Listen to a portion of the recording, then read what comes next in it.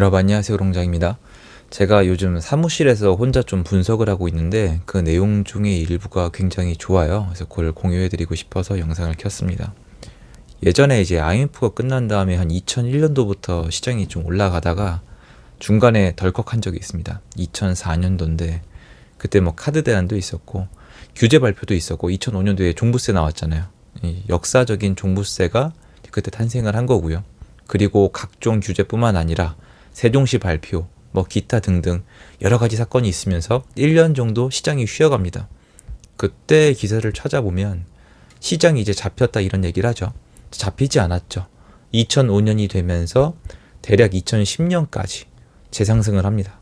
그리고 2010년 이후로 시장이 안 좋았죠. 2008년도부터 안 좋다고 말씀하시는 분들이 많던데요. 그렇지 않습니다. 2008년도에 안 좋다가 한번 복구를 하고 2009년부터 2010년 사이에 보합세를 뛰다가 지역별로 하락을 시작하면서 평균을 냈을 때 2010년도 이후로 하락장을 그렸고 2011, 2012가 진짜 안 좋았습니다. 최악이었고 2013은 데이터상 안 좋았지만 실질적으로는 사람들이 집을 사기 시작을 했죠. 강남 3구부터 시작을 했습니다. 데이터에 나와 있진 않아요. 그러니까 눈에 안 띄는 건데 거기 산 데이터는 있는데 전체 데이터에는 미약하다는 거죠. 2013, 14, 15가 지나서 2015부터 데이터로 봤을 때는 재상승을 시작을 합니다. 2013부터 실질적으로 매수세가 들어와서 이게 어디까지 갔냐? 놀랍게도 2021년도까지 갑니다. 9년 동안 간 거예요.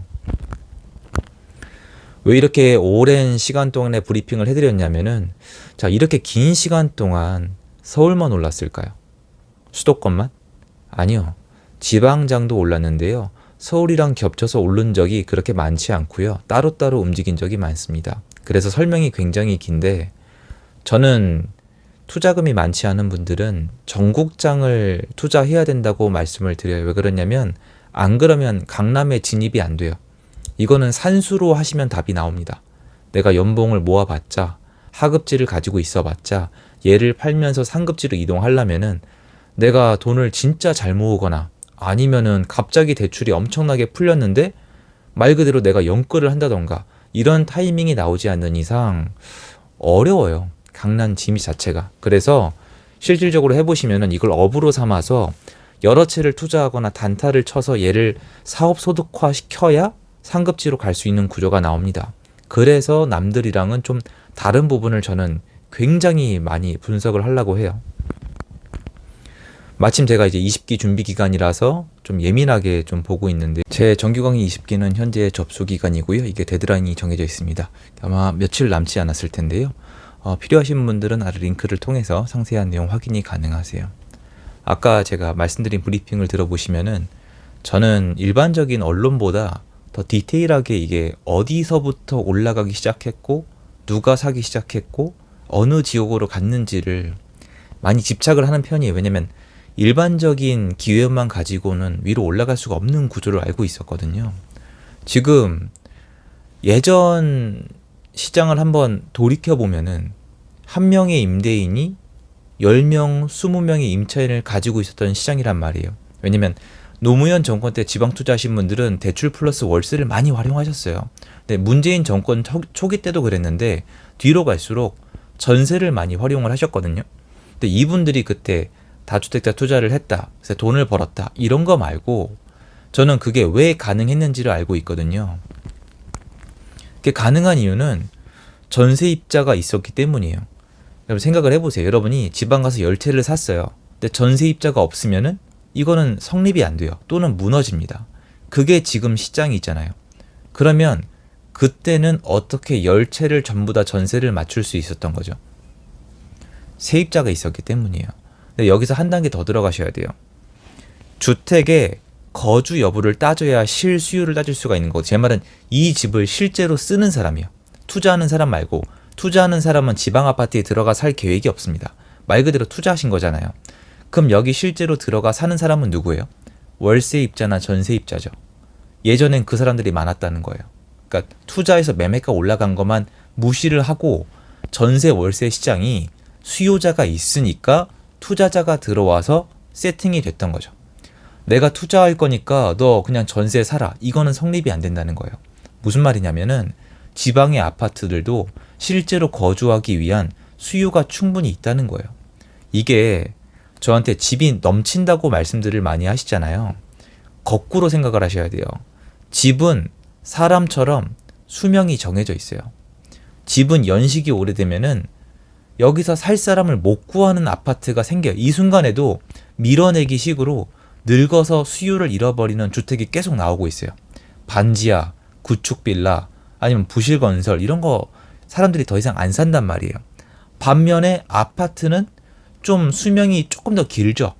그리고 수요가 좀 있잖아요. 그러니까 사람들이 옮겨가는 건데 옮겨가면서도 시세에 자극을 안 주는 방법은 신규 공급을 꾸준히 해주는 거예요. 즉 실제로 거주하는 사람, 월세입자, 전세입자가 있다면은 신규 공급도 있어야 돼요. 이 사람들이 실제로 거주할 집을 택해야 되는데 신규 공급이 계속 없으면은 하단에 늙어서 쓰레기가 된 이 건축물을 대체할 것들이 안 생겨나는 거예요. 우리가 공급을 하든 안 하든 버려지는 집은 계속 나온단 말이에요. 그럼 이 사람들이 갈 데가 없잖아요. 노숙자가 될 수는 없단 말이에요. 구조적으로 그래요. 그럼 신규 공급이 서울도 그렇지만 지방도 굉장히 중요해요. 근데 지방도 신규 공급이 앞으로 점점 더 힘들어질 거예요. 왜 그렇냐? 일단 내수 경기랑 주택 경기가 너무 안 좋아요. 그리고 이미 미분양에서 벗어나지를 못하고 있죠. 근데 참고로 미분양이 요새 왜 이렇게 언론에 잘 안 나오냐면은 옛날에 16만 호가 넘어간 적이 있어요. 지금은 한 반밖에 안 됩니다. 생각보다 심각하진 않아요. 이 상황에서 지금은 지방시장이 왜 이렇게 잘 안 돌아가냐면 사람들이 안 움직이려고 그래요. 내수가 안 좋고 부동산 경기도 안 좋고 다 안 좋으니까 기존에 거주하시던 데서 옮겨 나오려고 하지 않아요. 그리고 월세 시장을 많이 택하세요. 그리고 전세를 무서워하세요. 근데 이게 얼마나 가겠냐는 거예요, 제 말은. 그래서 지방시장이 제가 여러 번 말씀드려요. 지금 월세가 안 올라가고 있으면 큰 문제가 없어요. 전 그렇게 생각해요. 왜냐면 지방시장의 대장 지역, 대장 단지는 순수 매수 수요만으로 지금 회복을 하고 있어요. 당장 여러분 천안의 신불당만 얘기할 필요가 없어요. 불당까지 얘기해도 되고 성성동, 백석동만 가도 달라요. 이 구도심이라. 그리고 청주에 가셔도 이제 복대동 상단의 북쪽의 아파트들 있잖아요. 다르단 말이에요. 근데 나머지 아파트들은 이게 중요한 게 실 거주하는 사람들이 있어야 그 사람이 실제로 사던 아니면 투자를 하던 모든 게 성립이 되려면 여기 실제 거주하는 사람들이 이동들을 해야 돼요. 근데 지금 이동을 안 합니다. 그러니까 안 돌아갑니다. 심지어 부산도 이래요. 안 돌아요. 전세가 잘 안 나갑니다. 근데 제 궁금한 점은 이게 계속 이럴 거냐는 거예요. 그렇지가 않다라는 거죠. 이분들도 언젠간 움직여요. 여러분이 지금 거주하는 곳이 만족스럽지 않으면은 언젠가는 이사를 한단 말이에요. 여건이 되든 내가 못 참던 아무튼 시장 분위기를 타던 움직이기 시작한 때가 오는데 지금 이런 상태로 계속 가게 되면은 결론적으로 신규 공급이 부족해요. 그리고 지금 얘기해봤자 눈에 안 보이시지만 그분들에게 전세를 제공할 사람이 계속 줄어들고 있어요. 이게 급매거든요. 그리고 지난 2년간 늘어나지 못했어요. 그럼 언젠간 이 밸런스가 틀어지게 돼 있어요. 월세가 올라가고 있죠. 사람들이 안 움직이고 있잖아요. 근데 이분들이 정작 움직이려고 하면은 전세 공급도 있어야 되고 최종적으로 신규 공급도 있어야 되는데 물론 미분양이랑 지금 공급이 있는 지역은 좀 늘어질 수가 있겠지만 결론적으로 수급은 안 맞아요. 수급이 안 맞는 데다가 그러니까 앞에 보시면 서울 아파트가 지금 회복을 하고 있잖아요. 이게 결국 왜 회복을 했냐면은 집을 사야 되니까. 주택 경기가 돌아가야 되니까. 어쨌건 수요가 많은 곳부터 올라가요. 그 다음에 결국에는 시장이 다 안 좋았잖아요.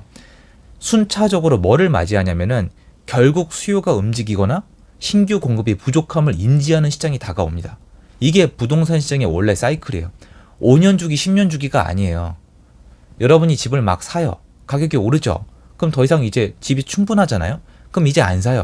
그럼 내려가잖아요. 그러니까 이때 맞춰서 집이 올라갈 때 많이 짓고 집값이 내려갈 때 안 지어요. 왜냐면 분양이 안 되거든요. 계속 사이클을 도는 거예요. 이 중간에 규제를 하게 되면은 이 움직임의 방향이나 정도나 길이가 달라지는 건데 결국 주택시장은 실제로 집을 쓰고 싶어하는 사람들이 키를 잡고 있기 때문에 매매가에 나오는 패턴이나 정도가 다른 거지 결국 신규 공급, 전월세 공급, 공급과 수요가 만나서 돌아가는 판이란 말이에요. 근데 지금 지난 2년간 이 판 자체가 굉장히 붕괴가 됐지만 결국엔 다시 돌아가야 되거든요. 저는 이게 이제 여러분 눈에 보이시는 게 사실 일부 지역은 이미 시작이 됐어요. 지방 도시도 마찬가지고 광역시 일부도 마찬가지고, 근데 사람들이 거기는 이제 대장이니까, 거기는 거기니까, 예를 들어서 뭐 대구도 거긴 범어동이니까 이런 식으로 받아들이시는데, 나머지 아파트들도 지금 세입자분들이 거주하고 있다는 사실을 잃어버리면 안 돼요. 그러면 그 다음에 새로운 세입자, 그 다음에 새로운 사입자, 이게 지금 나오는 타이밍이 느리고 경직돼 있어서 그렇지, 계속 이런 상태면은 신규 공급은 제로가 됩니다. 그러면 언젠가 늙은 아파트들에 등 떠밀려서 주택이 부족해져요. 지방 도시인데도. 왜냐면 아파트가 부족하니까. 그때가 오면은 이제 돌이키기가 어렵잖아요. 그래서 신규 공급이 다시 돌아가게 해야 되고, 전월세 세입자가 수요가 있다면 공급을 해줘야 되는 거고, 이거를 제대로 해줘야지 장기적으로 안정된 시장이 돌아가는 건데 안 되는 거예요. 그러니까 투자자가 있어서 올라갔다 개념을 떠나서 투자자가 투자를 할 수 있었던 이유 자체가 전월세 수요자가 있었기 때문이에요. 그럼 이분들은 어떻게 해소를 할 거예요, 앞으로 시장에서? 전월세 공급자는 계속 죽어나가잖아요. 이분들을 어떻게 해소할 거냐는 거예요. 근데 이분들을 사람들은 생각을 안 해요. 시장이 분명히 존재하는데. 그럼 이분들이 임대인 1명이 임차인 10명이었잖아요. 그럼 나중에 이제 전월세 공급이 없다. 그럼 이분들이 다 사야 되든지 어떻게든 해야 돼요. 그리고 나중에 이 구조 때문에 신규 공급도 없다? 그러면 또 계속 사야 되는 시장이 생겨요. 지금은 이제 억지스럽다고 생각하실 수 있는 거 저도 알아요. 그런데 이번에 서울 회복하기 전에도 저처럼 얘기한 사람이 많지는 않았잖아요. 올해 3월 달에. 잘 찾아보세요. 올 3월 달에 그만큼 현장을 전달해 준 사람 몇 명이나 있는가? 지방도 지금 나가보시면은 시장이 안 돌아요. 목돈이 안 돌아요. 인정합니다. 진짜 안 돌아요. 매매 전세가 안 돌아요. 그런데 집은 구한단 말이에요. 월세로. 근데 이 사람들이 월세가 계속 올라가면 언제까지 버틸까요? 돈의 한계가 있는데. 근데 중간에 시장에 불안 요소가 있거나 이분이 돈이 모이거나 원하는 아파트에, 이게 또 달라요.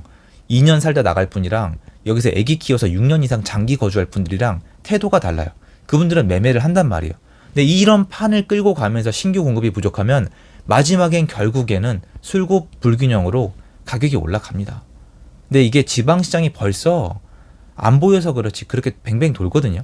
그리고 뭐 아직 힘든 분들이 많아서 던지는 매물이 있는 건 맞지만 저는 시간의 문제일 뿐이지 우리 생각과는 다르게 지방시장도 회복과 상승이 기다리고 있다. 이렇게 보고 있거든요. 그래서 여러분이 과거 시장에 다주택자가 없으니까 못 올라간다면 생각하지 마시고 다주택자가 지방에 어떻게 존재 가능했는가, 근원적인 문제도 생각해 봤으면 좋겠어요. 다주택자가 예를 들어서 천안에 가서 야, 나 여기 10채 살 거니까 너 그냥 무조건 전세 사라. 이렇게 손목을 비틀 수는 없는 거예요. 전세 수요가 10명이 있으니까 거기 공급을 하면서 잔금을 전세금으로 친 거잖아요. 이건 맞지 않습니까? 그럼 이 세입자에 대한 수요는 우리가 인정을 해야 되잖아요. 얘는 어떻게 해소할 거냐고요. 그럼 갑자기 시장이 안 좋으니까 세입자는 이제 없는 거예요? 그러면 원래 서울 갈 사람이 투자자가 있으니까 천안으로 온 거예요? 청주로 온 거예요? 경상도로 온 거예요? 말이 안 되잖아요.